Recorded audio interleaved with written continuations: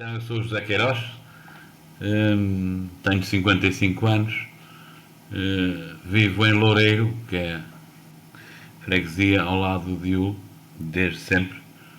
Hum, e a minha vida sempre foi feita aqui. Não, não, só fiz até o 12º ano.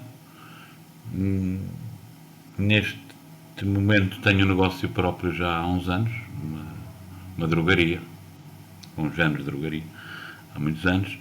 De resto, estive ligado ao teatro enquanto jovem. Foi, foi um dos fundadores do TAL, do Teatro Amador de Loureiro, que entretanto está um bocadinho parado já há uns anos. Não houve gente nova a entrar e está um bocadinho parado. Depois fiz parte da igreja, do coro, quando era miúdo. Depois estive no futebol, no Clube Esportivo de Loureiro, enquanto estive na direção eh, antes, e depois tive 10 anos a presidente do Clube Esportivo de Loureiro. E logo após ter saído do Clube Esportivo de Loureiro, candidatei-me à Junta de Freguesia e sou presidente da Junta de Freguesia desde 2017. Basicamente, sou casado, tenho 2 filhos e conheço muito bem a freguesia. Eu fiz o 11º ano de saúde e depois acabei o 12º à noite. Foi na área da saúde. Mas depois, entretanto, nunca trabalhei na área da saúde, muito honestamente. Passei por alguns escritórios e, entretanto, criei o meu próprio negócio, que é um negócio de venda de materiais de construção e ferramentas para a indústria. Aqui na Terra também, aqui em Loureiro. Qual é que é assim a primeira memória que o Sr. Presidente tem da sua infância da terra? Loureiro era muito rural, ainda hoje é uma freguesia semi-rural, mas era muito rural, era mesmo muito rural. Eu lembro-me vagamente das folhadas, apanhava-se o milho e depois desfolhava-se, uns desfolhar milho uns para casa dos outros. Eu ia, na altura, com a minha mãe, ainda pequeno, pouco deveria desfolhar, mas ia. Lembro-me, houve um período em que eu morava em frente a um senhor que era moleiro, daí eu ter alguma ideia dos moinhos, embora nunca tivesse tido moinhos. Ele tinha 2 mulas ou 3 e todos os dias saía de manhã e depois não sei se vinha à noite, mas saía com cereal, neste caso acho que era milho, e à noite voltava com a farinha em cima das mulas.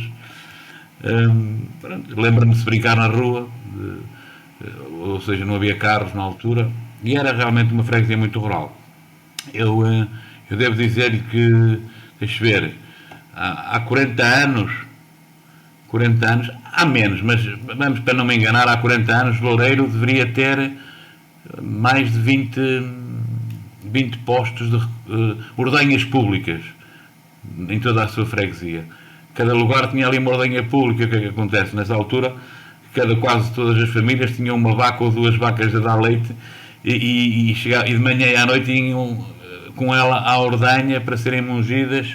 E, pronto, e tenho a ideia de que essas 2 ou 3 vacas na altura era importante para a subsistência da família, ou seja, aquilo que se ganhava hoje seria impensável, perderia-se eventualmente muito dinheiro em ter 2 ou 3 vacas a produzir leite. Mas naquela altura aquilo acabava por alimentar quase uma pequena família, quer dizer, tenho essa ideia. Ele era de facto muito rural, muito dedicado à agricultura, tanto à criação de leite como. E sobretudo era a produção de leite, não a criação de leite, mas a produção de leite. E os cereais, o milho, a erva, que era o alimento para os animais. Tirando isso, havia aqui uma fábrica que ainda existe, que era a Herculano, uma fábrica já de média, grande dimensão, uma fábrica de alfaias agrícolas. Antes disso havia uma serração, ou no mesmo período, uma serração que já tinha aí 3 ou 4 funcionários. E de resto havia aqui um mercado onde vinham gente, era um local de passagem. Ainda há esse mercado, mas neste momento não tem essa dimensão, nem pouco nem mais ou menos. E havia muita gente que passava por aqui. Havia uns senhores que eles chamavam os marinhões, que eu ainda não sei, eu creio que eles iam apanhar pinhões, assim uma coisa, ou pinhas, ali vinham ali de Parelhó, passavam por aqui, iam apanhar pinhas para os montes. Basicamente, assim, não há assim nada. E depois foram acabando essas ordenhas públicas, foram acabando as famílias com essas 2 ou 3 vacas, porque deixou de ser, já não compensava, não é? Hoje é diferente, e hoje já não há ordenhas públicas há mais de 25 anos, não é? Até depois que eles tiveram que ter uma determinada quantidade e ter as próprias ordenhas. E neste momento o Loureiro terá, eu acho que nos direi no disparate, uns 10 agricultores a produzir leite e não terá mais que isso. Quando realmente era uma família em que havia quase pequeno produtor em todas as casas. Esses pequenos produtores direcionavam a produção para a autossubsistência, nunca para uma economia de mercado. Era Não, isso? repare, era para vender. Havia um posto de leite em cada canto quase da freguesia. As pessoas iam lá levar as vacas, elas eram ordenhadas. Na altura era a Proleite. A Proleite tinha uns carros autotanques que vinham, recolhiam ali, ficava registado num caderno. O senhor fulano tal, as vacas tinham dado 30 ou 40 litros de leite de manhã e 20 ou 30 à tarde. Ficava registado, depois a Proleite pagava-lhes esse leite. E com esse dinheiro eles acabavam por alimentar a casa, digamos assim, por ser um fator importante para a economia de cada família. E eram muitas as famílias que tinham essa situação.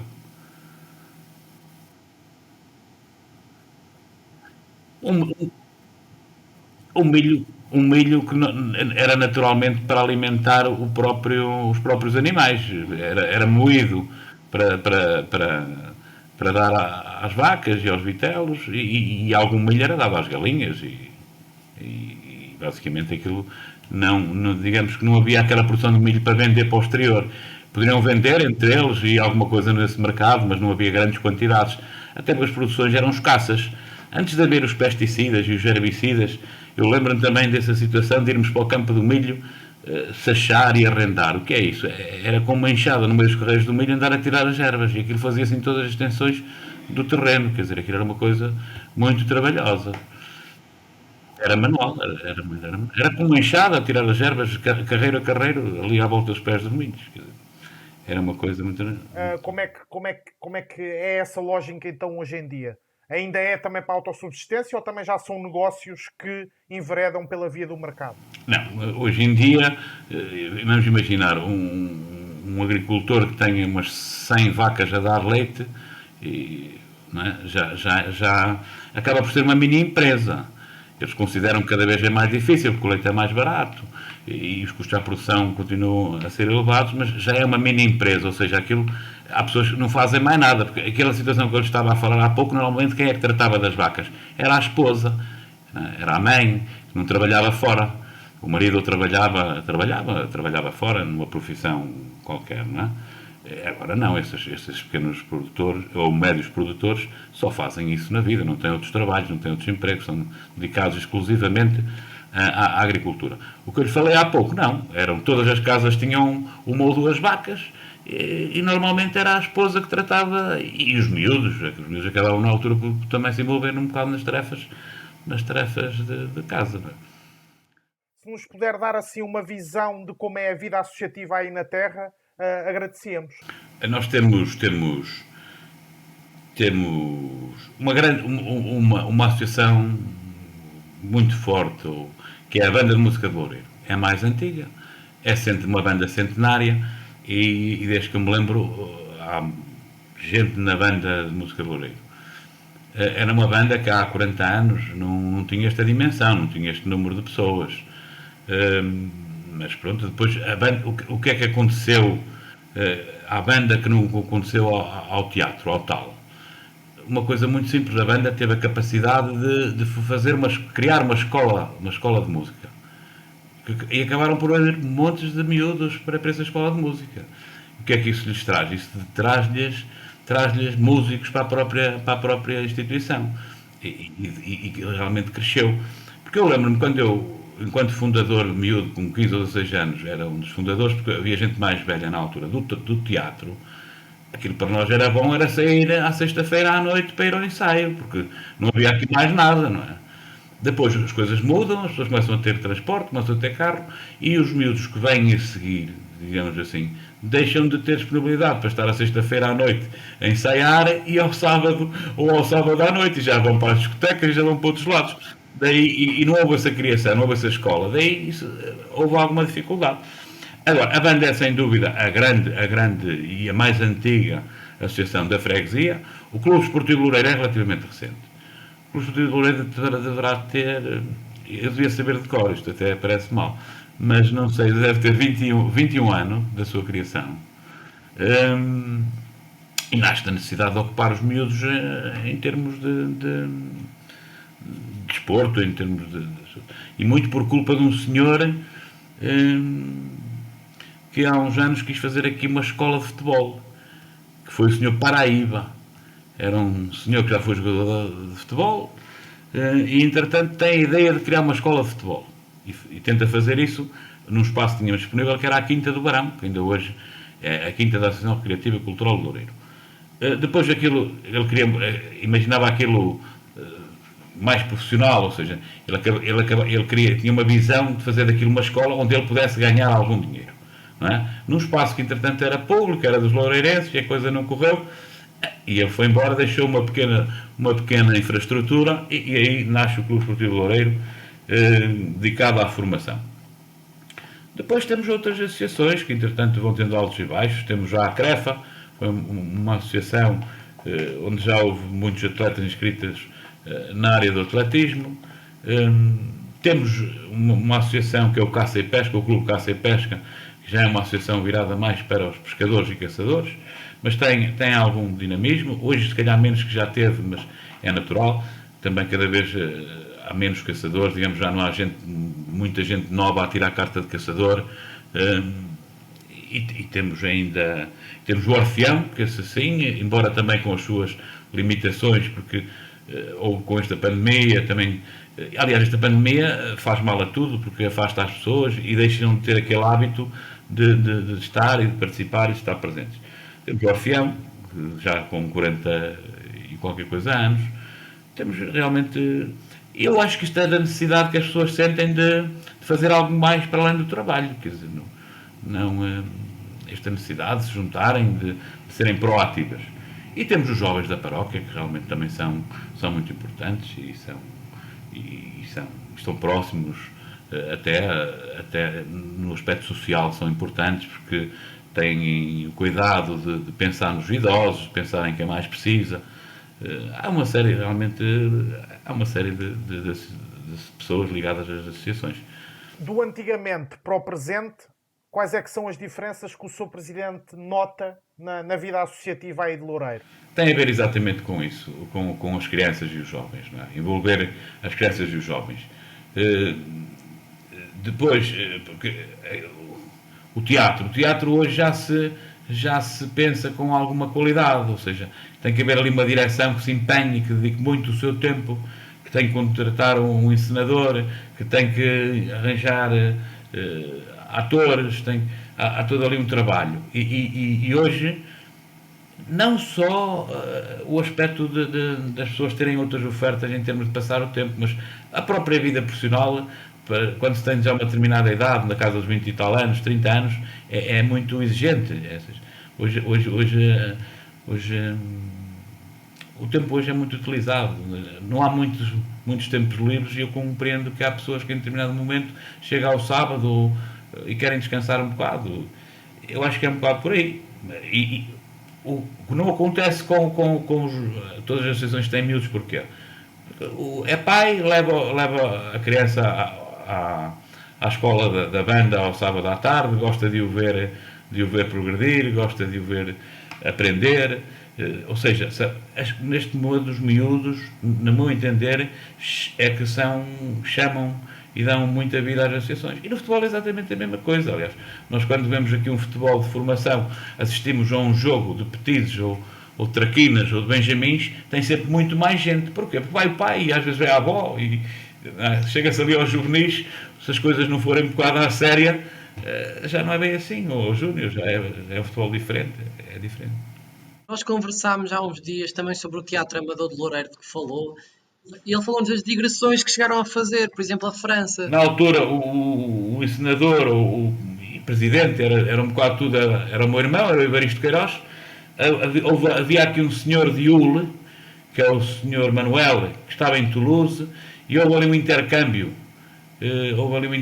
Entre as escolas de Toulouse e o teatro em Toulouse, e acontece que o meu irmão na altura, o Ibaristo, ensaiou, fomos duas ou três vezes a França, ou eles foram, porque na altura já nos dava, com os miúdos, né,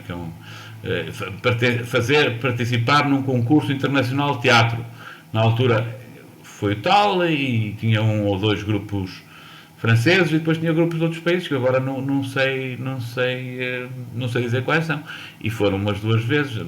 Uma das vezes ganharam lá o primeiro prémio e tal, mesmo falando português, e estou certo que a maior parte das pessoas não perceberiam, em termos de diálogos, aquilo que era dito, mas provavelmente não percebido a história.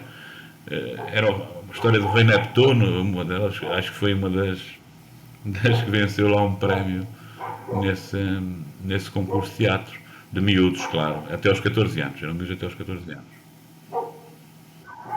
E depois, pronto, eles cresceram e acabaram por não se manter, não é?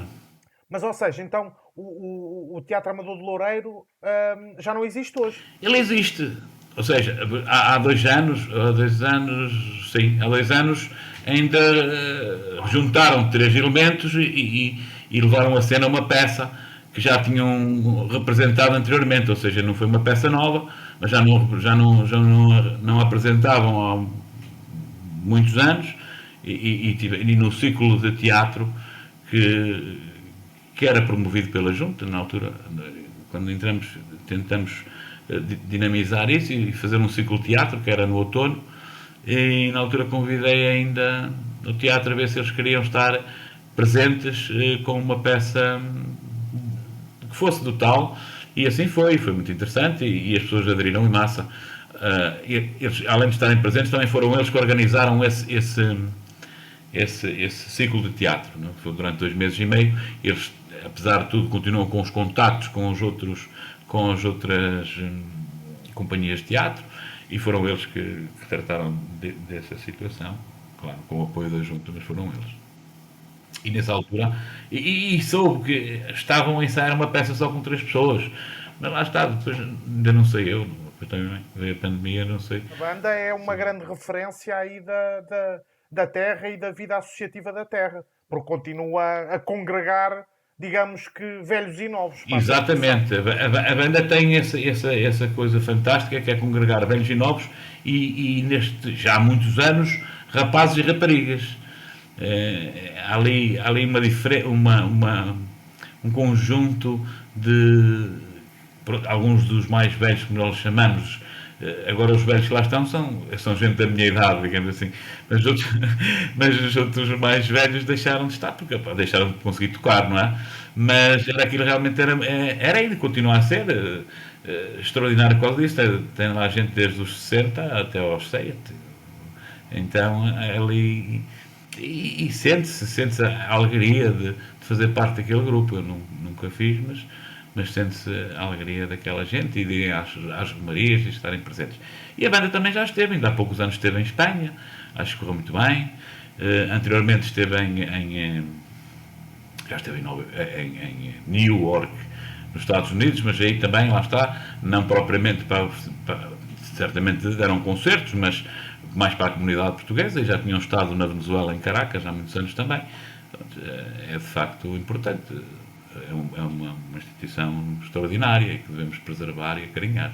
É muito importante, e tanto quanto me é dado saber, depois desta pandemia, já fazem isso nas escolas, ou seja, já vão às escolas, têm umas parcerias com a escola primária, e têm ali alguém que vai às escolas ensinar os miúdos a dar os primeiros passos na música.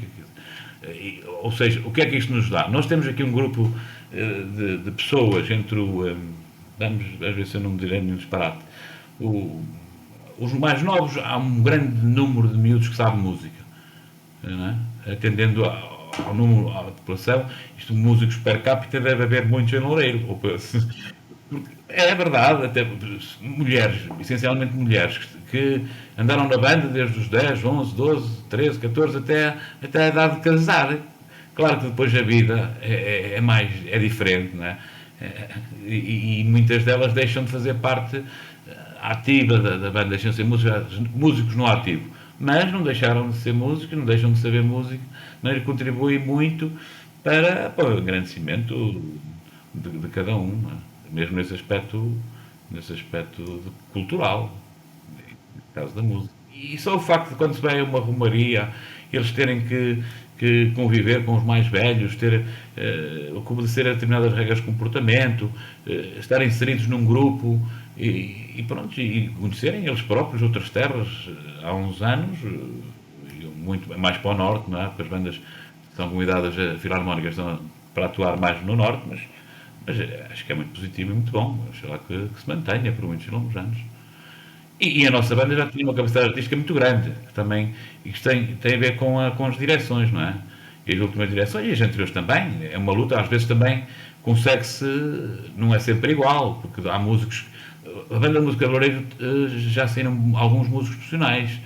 Nós temos o atual maestro hoje na banda, que é maestro da banda, é professor, que foi formado na banda. Temos o maestro da banda de Feijões, o Bruno Costa, que foi formado na banda de Loureiro. Temos o Zé Pedro, maestro na banda de Loureiro, ou seja, a banda de Loureiro tem muitos profissionais. E alguns profissionistas também. Tem muita gente a viver da música que começaram nas fileiras da banda. É de facto muito importante.